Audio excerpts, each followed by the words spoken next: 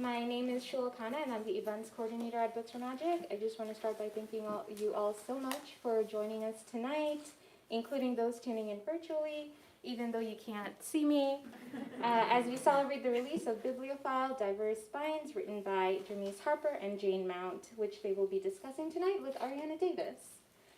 I have the pleasure of introducing them this evening, but before we begin, I have a few housekeeping notes. Firstly, in consideration of everyone's safety, we ask that you please keep your masks on for the full duration of this event, including in the signing line.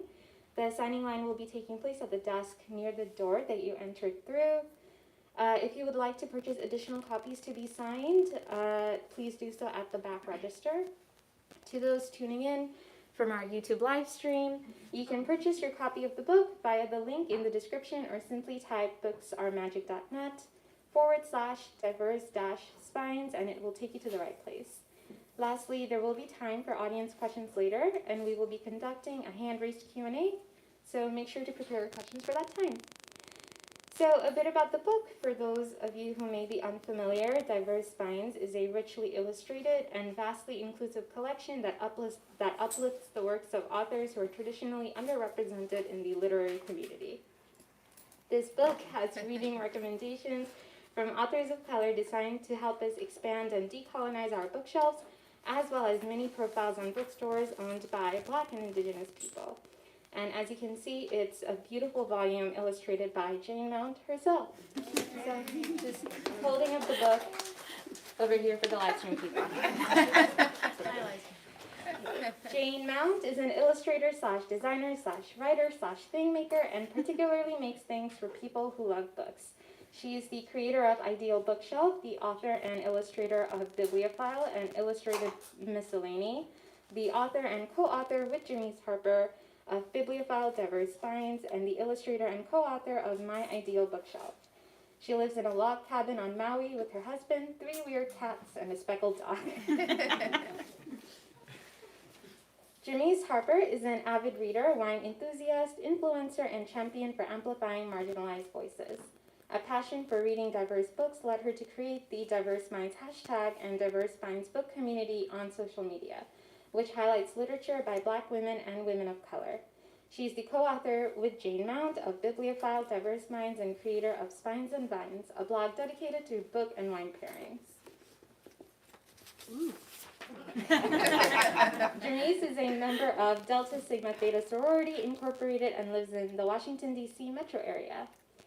As mentioned, joining Jamise and Jane in conversation this evening is Arianna Davis, the Senior Director of Editorial and Strategy at Oprah Daily. She is also the author of What Would Frida Do? A Guide to Living Boldly, a self-help book inspired by the life of iconic artist Frida Kahlo. Additionally, Arianna is an adjunct professor at New York University's Digital and Print Media Master's Program. Throughout her career on camera, she has interviewed everyone from Hillary Clinton to Oprah Winfrey, Will Smith, and the cast of Bridgerton. And she has served as an entertainment expert for outlets like Access Hollywood, Tamron Hall, VH1, TLC, and more. She lives in New York City with her puppy Leo and is currently working on a novel. Oh. And so please join me in welcoming Jamise, Jane, and Arianna.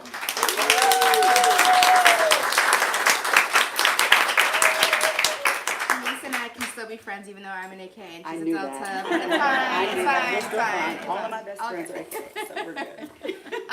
Ladies, I am so excited to talk to you both tonight. First of all, I don't know about y'all, but this is my first book event in person, like since the pandemic. So just like being here in a bookstore and like sharing this energy tonight is so lovely. So thank you for writing the book so that we can have something to celebrate. And thank you all for coming. Yes, thank you. So before we dive into all things Bibliophile, Diverse Spines, I want to know, when did you each first fall in love with books and reading? Gosh, I guess when I first started learning to read from an early age, I've always been a reader. So I was in love, Judy Blume and Beverly Cleary. And so I was a reader from a very young age. What about you, Jane? Yeah, same. And I was, the kid with the glasses and the braces and the bad haircut and my mom dressing me. Yeah, so I didn't have a lot of friends. So I basically spent all my extra time at the library. And use them to escape, let's say. So that's when I first fell in love. Escape. And then each of you, in various ways, has turned your love of books into your career and your life passion. So can you, Jamise, do you want to go first? Tell us a little bit about how you turned a love of reading into you're now full-blown book influencer, author. You're pairing wines with books. Like, what was your journey? Oh my goodness. Well, first of all, I didn't think this was going to be like a career because I have a full-time job. But influencers know that this becomes a full-time job. I really just always would read and have wine. And my sister said, you know what, you should put this on a separate account. And that's how Spines and Vines came about. And then I just always paired books and wine and talked about what I was reading versus, what I was drinking. That was like 2015, and then Diverse Spines came like in 2018. I reached out to a couple people and said, hey, I want to create this hashtag. Would you use it if you're reading books by Black women, women of color? And I mean, this is what happens. I mean, who would have ever thought, Who right? would have thought? I mean, it's crazy. So yeah. But it's so necessary and so needed. Yeah. So, what about you, Jane? I have always loved books, but I didn't think about painting them until I had a large studio in New York, which was quite a luxury, and then they sold the building. So I had to sort of rethink things and learn to paint at our little tiny dining room table in our tiny apartment, and it was sitting next to our bookshelves, and I was like, I'll just paint these books. They look pretty, I'll just get something on this blank piece of paper. And a friend of mine, my husband's, came by and was like, what are those? I want to buy all of those right now. And it's very weird when you're an artist. People don't, jump at the chance to buy your work necessarily. So I thought, oh, there's something there. And I just kept going and started painting friends' bookshelves, and then realized it was much more interesting if I just asked them what their favorites were and then drew those, because it became sort of a portrait of each person from the inside, the books that changed them and made them who they are. And it was just not only fun to paint them because of how colorful they look, but also because I felt like I was learning something about each person as I, saw what books they really loved. Do you have a favorite book or stack that you've painted so far? Like some other person's or my favorites? Either. I mean, yes, and this is always the hardest question in the world. I know. I mean, every time. I have so many books I love. It changes all the time. I would say recently, I certainly love anything N.K. Jemisin writes. I will read. I read a lot of speculative fiction, as Jamise knows, because she does not read any, so it worked out well when we were working on, Yeah. Of course, she reads way more historical fiction than I do, so, and what else? I've just read a book called The Vanished Birds by Simon Jimenez, which I really loved, and it's sci-fi, but it's also just about people, and it was really, really awesome. So those two just those have been recently added to my shelf. Nice. Yeah. I like it. What about you, Jamise? What are you reading these days?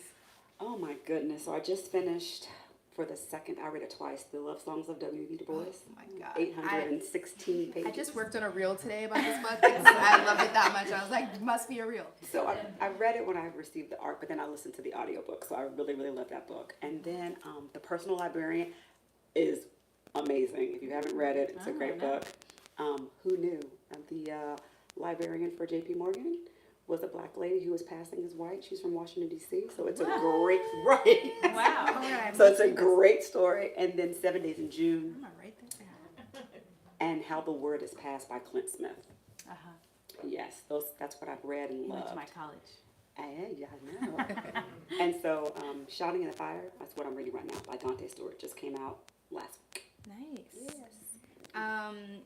So your book baby together is here at the store. It's available on November 2nd, countrywide, I should say. Yes. How did this come to be? Where I know that Diverse Spines and Bibliophiles were kind of like both of your separate things. So tell us a little bit about where this idea came from and how the book came to be. Oh, my. So I remember when Jane wrote Bibliophile, and I fell in love with it. I'm like, I have to have this book, because all book lovers, it's just the classic Bible for book lovers. So I was like, I love this book. But she came to DC, and I wasn't able to go. So one of my friends got the book signed for me. And then I discovered Ideal Bookshelf. I'm like, oh my God, I love this. So I remember these dates, 2018, for Christmas. My son, who's like in his 20s at the time, and boys just don't think of things like this, he actually did a custom mug on her site for me. Well, he researched which books. Yeah, he researched the books and went Yeah, through it's my so page and kind of like went through different things about what I liked and what I was talking about and put it on the mug. And so Sun goals. Yeah, yeah. Well, and when I got the order, I'm like, I was impressed. Let me just say, yeah, exactly. And I posted it on Christmas Day. And she said she woke up, she woke up and she was like, I had so many DMs. People are asking me, where can I buy this mug? I need this mug. And we never met. So fast forward last summer, she DMs me and says, hey, would you like to write a book? And I was like, that is pretty much exactly how I wrote it, yeah. And I was like, are you sure you have the right person? And she's like, yeah, I have the right person. And so that's how that started, literally. Yeah. Well, I mean, I knew she loved books. I knew she knew tons and had, a lot about a ton of books. And I also knew she was passionate about this topic. And I knew she could write. I mean, I could tell so it was perfect. I was, I had talked to Chronicle about doing this and knew who I wanted to ask, and I was of course afraid she would say no, or are you crazy? I did warn her how much work it was. I don't think she believed me. Yeah, I think she thought I was exaggerating, but turns out I was really underselling how much work it was. Yeah. Yeah. So, but we're here, so it worked out okay. Yeah. And tonight is the first night you guys have met in person, is that Just right? met I just outside. got out of Yeah. Uber and I saw her and I Yeah. screamed. My boyfriend took a picture. So that's the first time. So tell me a little bit about the creative process, because I assume most of it must have happened on Zoom, but I'm also curious because similarly I think to Bibliophile, the book is organized in a very specific way and it's kind of by section and by type of genre. So tell me a little bit about the creative process and also how you decided to organize the book the way you did. I mean, there were so many Zoom calls. We're 6 tons. hours apart, so Yeah, and- that made it difficult, but it was Yeah. fun. But luckily, I get up early and she stays up very late, so that worked out okay. And we really met over and over again about all the different things. And there were, calls that were a couple hours long, I think, while we sort of hashed out what would be how to go about things. And dividing the work wasn't so hard because, like I said, there's topics that I'm passionate about and topics she's passionate about, and it was fairly easy, I think, to divide things. Yeah, it was. And then you had to do all the illustrations, so that in yeah, itself. well, you did a lot more of the outreach and asking people to be involved, and it was a lot of work. I mean, but we finally got it done, and then we drew all the pictures got drawn, and then it worked out. We definitely tried to do it in a shorter timeline, to get it out for this year as opposed to for next year, so it was quick. It was really quick, from July to December, quick. It was very quick. Yeah. Listen, as someone who's worked on a book, I bow down to y'all because that is a very, very tight timeline. And so why do you feel the book is timely for this year in particular? It feels very timely given that I think so many of us have turned to books during the pandemic, and also given how much attention there has been on the importance of different voices in storytelling and in books. So did it feel like, okay, we need this to happen now, and if so, why? I mean, I feel like it's true. I think people really want to read more diversely, and people want to experience more perspectives, and I think it's not always easy to know where to start, or to know what's different, especially within a particular genre. Like if you like speculative fiction, you might not know that there's a ton out there, and so I think, and people are reading more due to the pandemic and being more at home, so it was just the perfect time to make it. I mean, maybe you have more to add. I think the stories have always been there. There's just been a disparity in the literary world and the publishing as to how those stories are dispersed out through different readers. So I think the stories have always been there. So it's nice to have a resource where you can have everything kind of like at your fingertips. Although we couldn't fit everything in it, it just gives you a good place to start. And I've always been passionate about reading diversely. I just think it fosters empathy, and it really makes you see that for the differences that we have, different cultural background, we still have a lot of commonalities and the same emotions and feelings around the world. You mentioned obviously you couldn't fit every book you probably wanted to in here. So what was that selection That process? was the hardest part. Yeah, believe what me. was that Oh my God. process like for you guys? I mean, what would Frida do as featured? I must just, shout out. But how did you for each section? I mean, I imagine it must have been a lot of conversation. What was that like for you Oh guys? my gosh, that's probably that's a fun part actually, because I was like, Jane, this book has to be in there. She goes, well, that spine's too big, that's not gonna fit. So I think we started off doing like a favorites. We had sections, and we have spreadsheets galore. Oh yeah. I mean, it is so many spreadsheets. so many spreadsheets where we just kind of put things Yeah. and highlight in yellow if you want it to be in there, and then we'll kind of go back through it. This book is like a deal breaker. It has to be in that it got yellow. Right. Yeah, exactly. So the process, for us not to have met, it was very collaborative. We worked really well together. Like we said, the time difference was, challenging at times, but it worked out really well. Yeah, even Chronicle is like, wow, you all work together than any of our other co-authors. We're like, maybe it's because we're not together. No, it worked out really well. It was like so easy, and so it was amazingly easy. It was great. Really, Or in the evening, really fun. like after, like her day is kind of starting, my day is ending, so I might have had one too many glasses of wine by the time she reaches me. So then, yeah, but it was good. Spines and vines. Yeah. Also, as a reminder, if any of you guys have questions, I will be taking questions at the end from each of you. My next question for you ladies is about the influencers that are in the book, because I thought it was interesting. You obviously feature authors and books specifically, but there's also, which I thought was very cool, some influencers from kind of the Bookstagram world who are also voices who are helping in this space. So why was it important for you to include people who are on social media who are also speaking to diverse books right now? Well, because I mean that's where so many people learn what would be a great book to read from. I mean it's called influencer for a reason, but also it's just people who are very passionate about books and who read a lot of books and know what everybody is feeling at the moment and what would be the next great read for someone. So I thought it was just so fun too to ask people to pick one book that they would recommend. Yeah. It really, I think it's a great exercise in trying to figure out what would you say. Also, too, I think on your original book, Bookstagram wasn't as, it was didn't there, but it wasn't barely, really, out there. And Yeah. so it felt right to include them because they really change the dynamics of how you, receive books and get your reviews. And they were so thrilled to give their recommendation. They couldn't believe that, we were asking them. So, yeah, you'll see some of your favorite faves in there. Definitely. So you mentioned that the reason you wanted to do this book was because, there's been some change in the industry, but, a lot of these authors have been there, but they just needed the extra push. Do each of you feel like you're seeing the publishing world and book industry changing, and are you hopeful that things are getting better?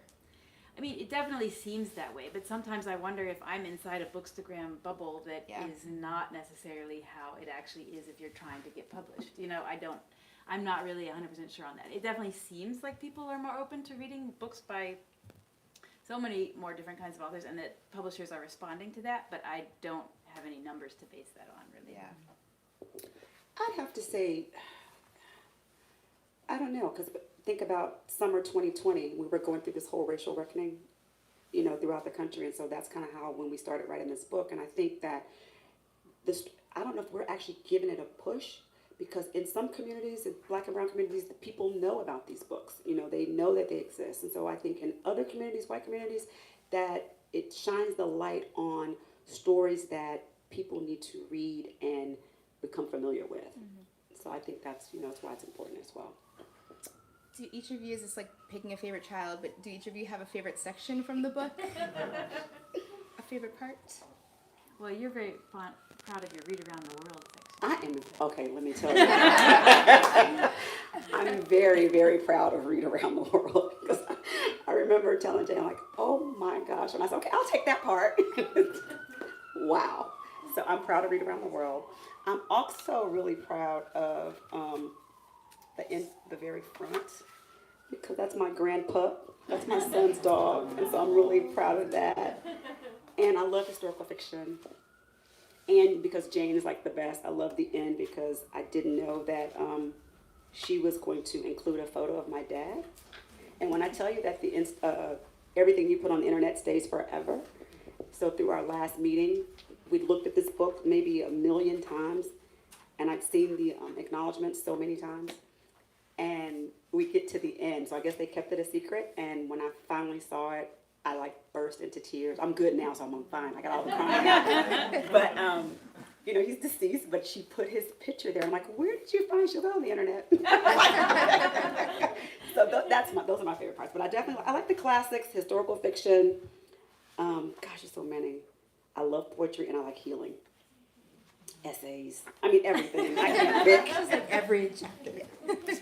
What about you? I really enjoyed making the cookbook sections. I had a lot of fun with that. I mean, you know, I buy a lot of cookbooks, so it was a good excuse to just, you know, get a few more. And I really enjoyed researching and drawing the sections that are on illustrators and also book covers done by illustrators and just book covers done by designers. It was very fun to pick out covers that I really love and research who made them and then, you know, draw them. I feel like I learn something every time I do it, you know, drawing these little books, you know, over and over. But yeah, so I really enjoyed those. That's my favorite part. Yeah, it's so funny. You did a portrait of me, but like not in anything I've ever worn, but it looked like something I would wear with like my hoop earrings, and I was like, looked yes, at a lot of Jane. your clothes, and I put something together that wasn't The exactly. process. Yeah, it was fun. I was like, yeah. I need to get a shirt like that. Yeah. So before I start taking questions from the audience, what's next for each of you? I know you're doing a book tour. You have a few different tour stops, but what's on the horizon for each of you guys? I asked her about doing another book, but she's not convinced yet. She's still.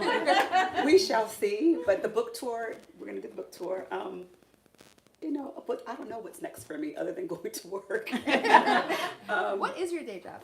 I am a project manager / budget analyst for the federal government. Oh wow, it's a small job. And now a published author. And a That's published, amazing. that's, yeah, definitely. So I don't know what's next. So We'll you're see. quite busy. I am very busy, yes. Jane, what do you have going on? I am. The holidays are always kind of a busy time for Ideal Bookshelf, so they do a lot of commissions. A lot of people get a custom print for their significant other, so I'll be going back home to do a lot of those. And then I'll be working on a kid's book, which I've started working on it. It was supposed to be turned in this year, but it has been a little bit delayed because this book took a little more time to finish than we expected, so I'll be working on that. Nice. Yeah. Well, any questions from the audience for our co-authors this evening? Anyone? In the back. Hi. I'm very excited. It's my first event inside, so a lot of love for you. Question for you, for Jamise. What are you drinking, red or white, with Chat in the Fire with Dante's book? I'm going to repeat the question for our live streamers. The question was, what is Jamise reading? What is she drinking, red or white, with Shadows in the Fire is what it's called, right? Shouting in the fire. Shouting in the Fire. Red. And it's a cab. Yes. What is your wine pairing process? Is it just like you Feel it feel out, the or- mood, Yeah. and then you like, what's the pairing process? It's definitely the mood, and it's definitely the season. But I like to drink rosé year round, and so Same. that doesn't really coincide, you know, because it's Yeah. summer. Right. But you know, I kind of go like, you know, we have a cab is bold, so if the book is really heavy, deep topics, then I'll do a cab. Same with the Merlot.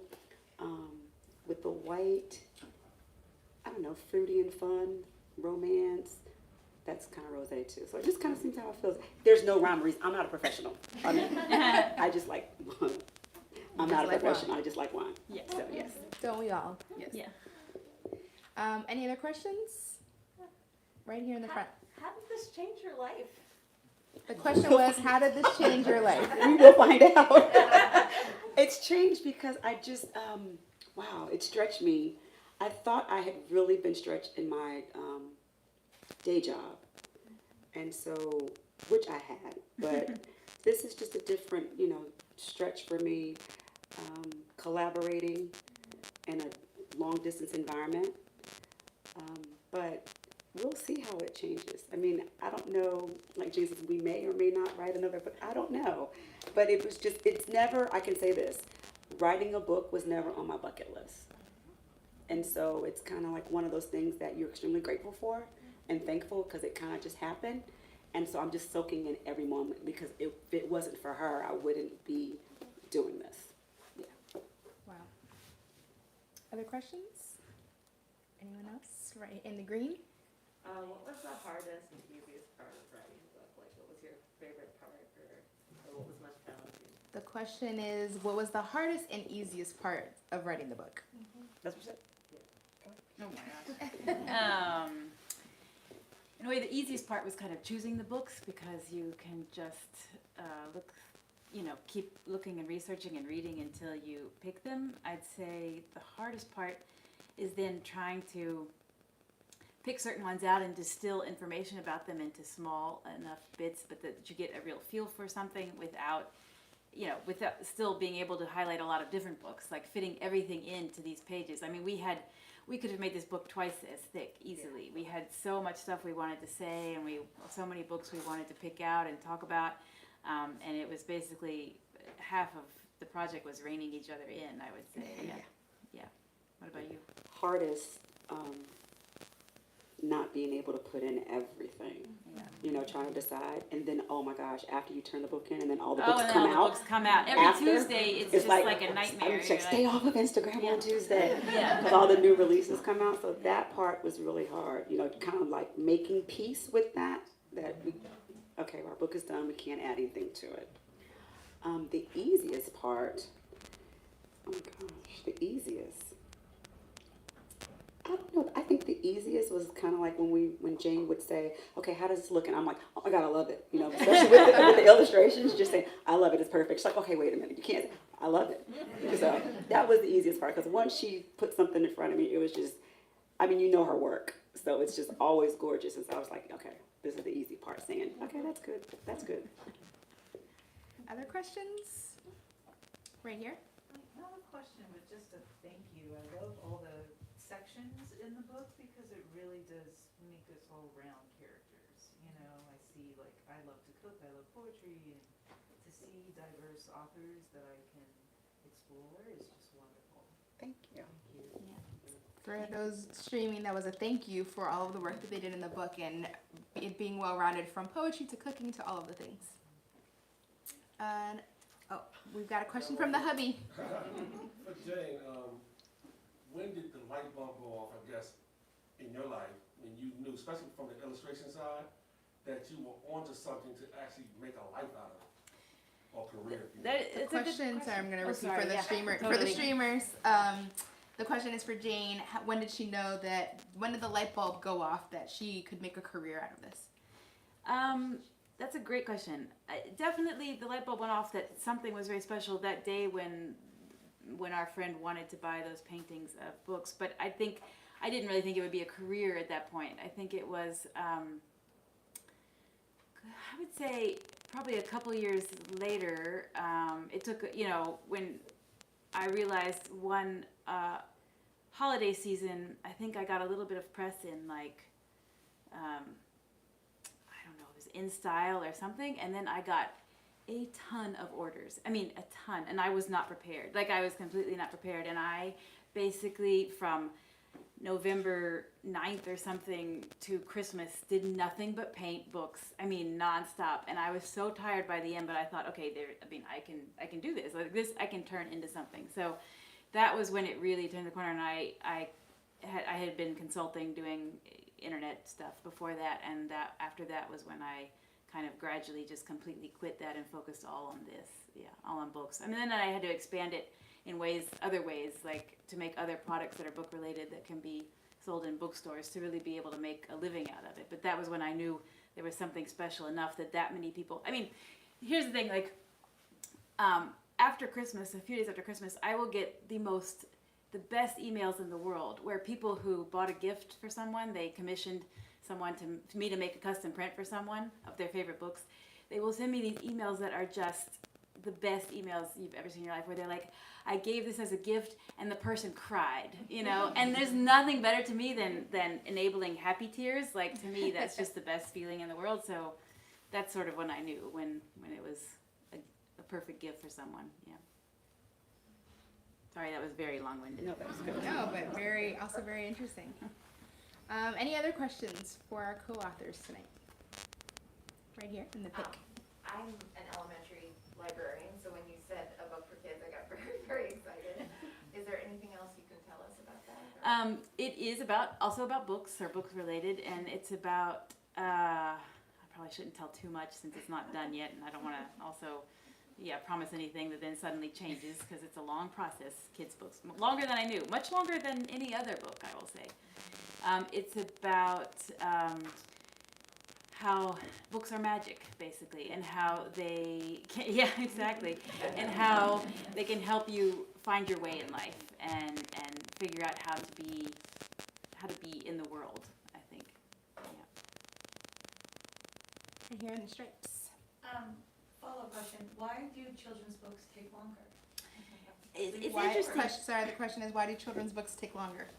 I'm always jumping the gun. No, it's fun. That is I'm an very excellent aware, question. you guys at home. Yeah. I am not 100% sure. I think there's a lot of back and forth more. Like, this book, we sort of knew what it was going to be, and we planned it out, and then we executed it in a way. You know, with kids' books, I think there's a lot of making sure you get to a place that really tells a story and has, and has more of a story arc, and really that not only you but also your editors think will reach kids, and it's not something I've done before, so it's probably also just taking me longer to really to make that happen. And then there's also the illustrating is because it's the whole story and the whole pages and spreads as opposed to sort of spot illustrations, and there's a lot more of that process too, of really going through and making sure you're getting across what you're trying to get across in one image, for instance, in one spread. So everything just seems to take longer, and I didn't quite realize how much longer it was going to take. Yeah. Other questions before I do a little lightning reading round with you guys to cap us off? That Anyone? sounds scary. Any other last questions? Okay, lightning round before I let you guys go to get book signed. Last book that made you laugh out loud. Laugh out loud. Oh my gosh, this is hard. This is very hard. Or maybe you're not a laugher. I'm always reading nonfiction and I heavy know. stuff. Yeah. Okay, so the last book that made you cry. I will go with The Vanished Birds. That one made me that made me cry a lot, yeah. Oh, wow. I can't even think. I'm going to say the last book that made me laugh, 7 Days in June by Tia Williams. That was a good one. Good book. That is an LOL a minute. That is an LOL. And book that made me cry. I don't know. I don't know. It'll come. It'll come, yeah. Love Songs of W.E.B. Du Bois made me weep a few times. It did, yeah. Yeah. What is one book that changed your life? Wow. Come on. That's, The Warmth of Other Suns, Isabel oh, Wilkerson. yeah. That's the book I recommend the most. That's a good one. Mm-hmm. Goodness. I'd say Pachinko. I felt like that. I mean, I do like historical fiction too, not just me. And that was just such a book where you really just completely sank into it, felt everything, and like one of those books that I could not stop reading until I was done, even though it was very long, and that meant, not working much at all the next day. But yeah, I would say that one, definitely. I have my cry. I don't know why I can't think of it. Sula, Toni Morrison. Oh, The ending. that. Definitely.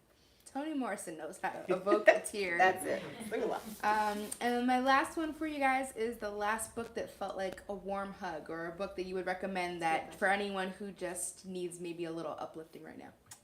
Good question. Oh, gosh, uplifting.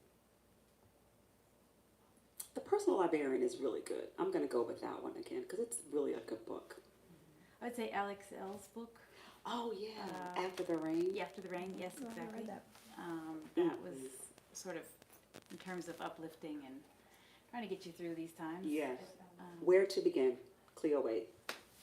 Oh, someone needs to put Yes. together a list and let's all just save the list because there's some good reads here.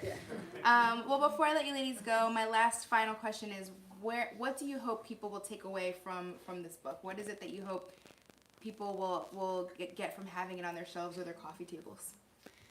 There are just so many stories out there, and so many different ones, yet I think all of the stories ultimately, reading more of them just makes each of us feel more like we belong and like we understand each other, and that's what we all, I think, need more of than anything else. So. I'm going to say I want people to take away that representation matters. It does. And the stories, to be well read, you really need to read all stories. And that's what I want people to take away. Jamise and Jane, thank you so much Thank for you. joining us. Thank you for this book. If you don't have your copy yet, or if you do, you can get it signed at the front. Thanks for everybody watching. Thanks for tuning in. Thank you everyone once more for joining us again, and to everyone tuning in live from You guys were home. easy. Once again, if you haven't purchased or picked up your book, you can do so at the back register, or in the link in the description for those of you who are tuning in. Jamise and Jane will begin signing now. Just as a reminder, they will be heading to the back desk to sign your book, so please wait to approach them until they get there, and we'll be making a signing line for you. Thank you. Thank you once again. Thanks, everyone. Thank you.